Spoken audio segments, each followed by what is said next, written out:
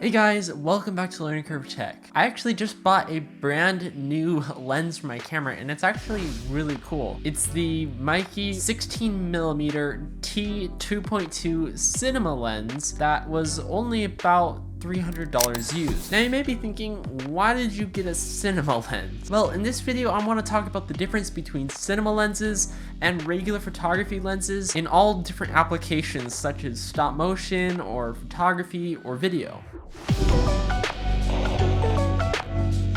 Now, the first big difference between photography lenses and cinema lenses is actually in the naming of the lens. This lens that I'm shooting on right now is a 16mm lens and the aperture is T2.2. It's kind of difficult to explain, but you could imagine it kind of like how you open up your eyes really big when you go into a dark room, or when you kind of squint your eyes when you go outside and it's really bright. The aperture works pretty much the same way. Now, photography lenses like this one right here actually have the aperture measured in f-stops, while the cinema lenses have the aperture measured in t-stops. This lens that I'm shooting on is a T2.2, and this lens right here is a f3.5 to 5.6. Now, some photography lenses do have a single aperture that doesn't change, but those are generally more expensive, and this is just a cheap photography lens. So that's the first big difference between cinema lenses and photography lenses. Now you may be wondering, wait, is there even a difference between t-stops and f-stops? Like, is the amount of light different? And actually, it kind of is. A T2.2 lens like this one is actually closer to an f2 lens. Cinema lenses are generally a lot more accurate than photography lenses, but nowadays that doesn't matter too much because with photography lenses, you can always go and change the exposure later in your editing software. Now, one difference between this lens and the lens that I'm shooting on is that this lens that I'm shooting on, the cinema lens, is actually a prime lens, which means it only has one focal length, so I can't even zoom this lens in at all if I wanted to.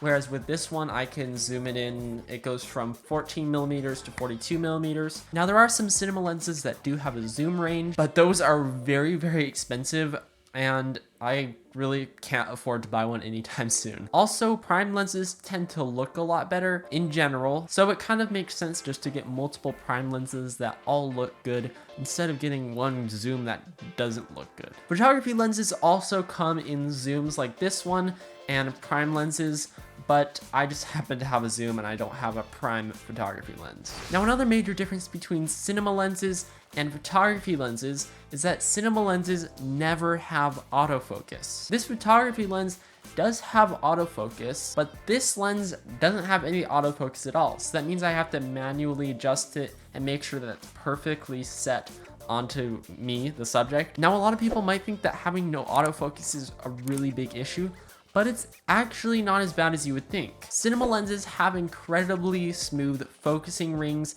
and also they have little markings to tell you exactly the distance that the camera is focusing on. Also, with cinema lenses, you can do very small adjustments with focus, whereas with photography lenses, it's very hard to get those little fine movements. The focusing on cinema lenses is generally just more smooth, accurate, and dependable. Another cool thing about cinema lenses is that they all have manual aperture rings. This makes it very easy to adjust the exposure on the fly without having to go into your camera's settings or anything like that. Some photography lenses actually do have this, but this lens, for example, and even the lens on this camera right here, those both don't have manual aperture. And this is where I'm gonna start talking about stop motion a little bit. I think cinema lenses can be very good for stop motion because not only are they very accurate with the focusing, the aperture is also very accurate and won't change unless you want it to.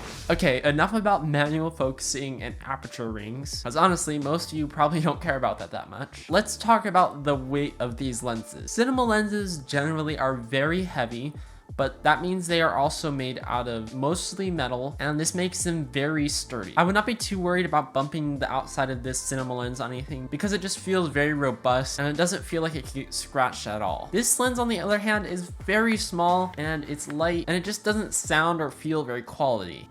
You can probably hear that plastic. This is me shaking the lens. Yeah, it doesn't sound very good. There are some photography lenses that are better quality, but for the price, you usually have to pay a lot more to get better quality photography lenses. Cinema lenses are made to be dependable so you can get the shot you want every time. Photography lenses are more about being portable and helping you get the shot quickly, but they aren't necessarily the most dependable. Okay, so those are the differences between cinema lenses and photography lenses. But how are these lenses in specific? You might think that a $350 lens would be a lot better looking than a $150 lens, but let's see. I'll throw up 2 video clips from both of them and you can judge for yourself.